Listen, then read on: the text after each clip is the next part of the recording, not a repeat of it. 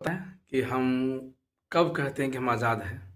जब 15 अगस्त के दिन आता है तभी हम कहते हैं कि हम कहते हैं कि आज़ाद हैं। तिरंगा लहराते हैं, राष्ट्रगान गाते हैं और हम गर्व से कहते हैं कि भारत माता की जय।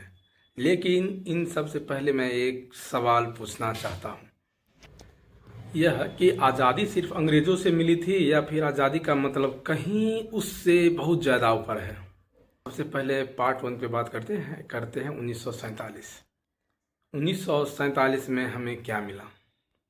1947 में हमने सिर्फ ब्रिटिश से राजनीतिक सत्ता वापस ली। लेकिन आज़ादी की लड़ाई सिर्फ सत्ता परिवर्तन की नहीं थी। उसके पीछे एक सपना था कि ऐसा भारत जहां आदमी को अपनी बात कहने की अधिकार हो, अपने प्रतिनिधि चुनने का अधिकार हो, कानून के समक्ष बराबर का अधिकार हो और जो भी सरकार चुनेंगे सत्ता में आई है वह जनता के प्रति जवाबदेही ले। और सिर्फ इसी सोच के आधार पर हमारा संविधान नागरिकों को एक मौलिक अधिकार देती है। लेकिन आज का नैरेटिव क्या है, ये आपको समझना पड़ेगा। आज इस सोशल मीडिया के युग में एक अलग तरह की लड़ाई दिखाई देती है। किसी मुद्दे पर अगर सवाल पूछो तो आपको जाति के आधार पे डिसाइड किया जाता है कि आप देशद्रोही हो, कौन सा समुदाय के। अगर मुस्लिम हो के सवाल पूछोगे तो पाकिस्तानी हो, दलित हो के सवाल पूछोगे तो नक्सली हो। इसी तरह से ढेर सारे नैरेटिव फैलाई जा रही है। अगर सरकार की आलोचना करो तो विपक्ष पार्टी के खेमे के आदमी हो आप, और दूसरी तरफ सरकार के आलोचना करने वाले आदमी पे भी सवाल उठते रहा है। क्या हर आलोचना को देशभक्ति के खिलाफ खड़ा करना सही है? और टर्निंग पॉइंट यही है। हमें एक चीज़ समझना होगा, सरकार और देश एक नहीं है, ये दोनों अलग अलग चीज़ें हैं। सरकार बदलेगी, कहा ना अटल बिहारी वाजपेयी की एक लाइन है, सरकार बदलेगी, पार्टी बदलेगी, नेता बदलेंगे, लेकिन हमारा देश जो है यहीं के यहीं रहेगा। हमारा देश हमारा ही रहेगा। इसीलिए सरकार से सवाल करना देश से नफरत करना नहीं है, और उसी तरह सरकार का विरोध या समर्थन करना भी देश विरोधी नहीं है। इतना नैरेटिव जो फैल रही है, इस सब के बीच मुझे समझना पड़ेगा कि असली समस्या कहाँ है। आज की समस्या यह नहीं है कि लोगों की राय अलग अलग है। समस्या यह है, लोकतंत्र में राय अलग होना स्वाभाविक है, लेकिन समस्या तो तब उत्पन्न होती है जब हम तथ्य, किसी फैक्ट से ज़्यादा हम किसी नैरेटिव पर भरोसा करने लगते हैं। जो वीडियो वायरल हुआ उसी को हम मान लेते हैं कि सच है।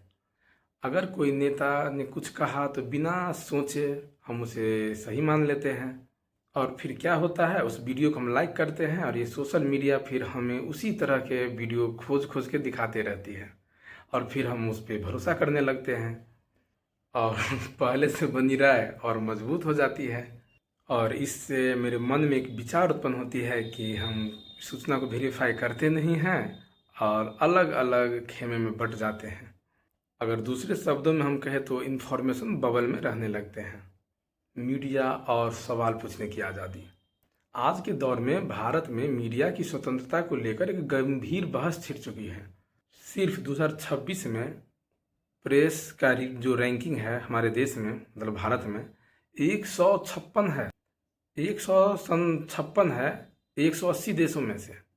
और सबसे अहम कारण बताया गया है कि यह जो चैनलों के मालिक हैं वो राजनीतिक ध्रुवीकरण करते हैं, सत्ता पक्ष को हमेशा बचाने की नए नए तरकीब खोजते रहते हैं, जबकि उसे यहाँ के जनता का सहयोग में बोलना चाहिए था, सरकार से क्वेश्चन करना चाहिए था।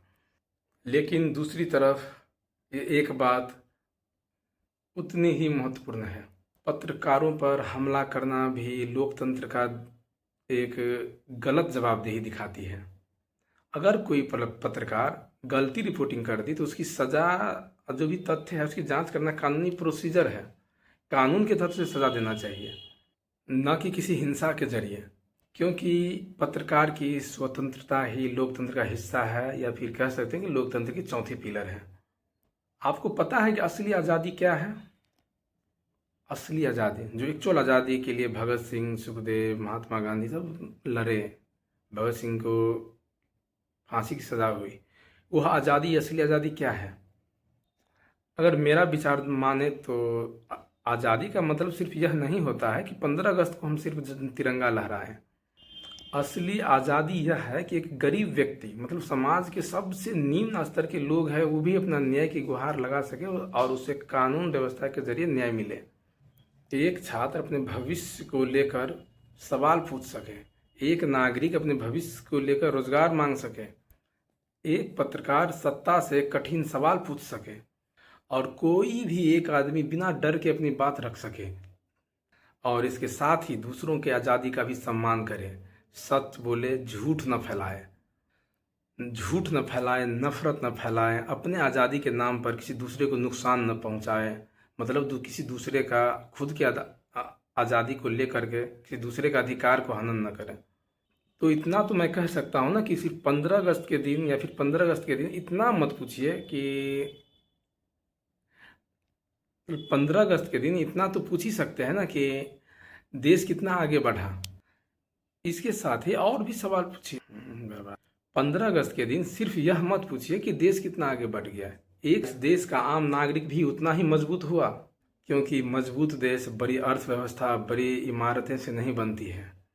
देश मजबूत बनती है नागरिक के सवाल पूछने से, जागरूक नागरिक होने से, जो सवाल पूछते हैं उनके तथ्य को जांच करने से, और जो असहमति का सम्मान करते हैं, और जो किसी एक पार्टी को इस देश से, एक देश की विचारधारा से किसी पार्टी को बड़ा समझते हैं।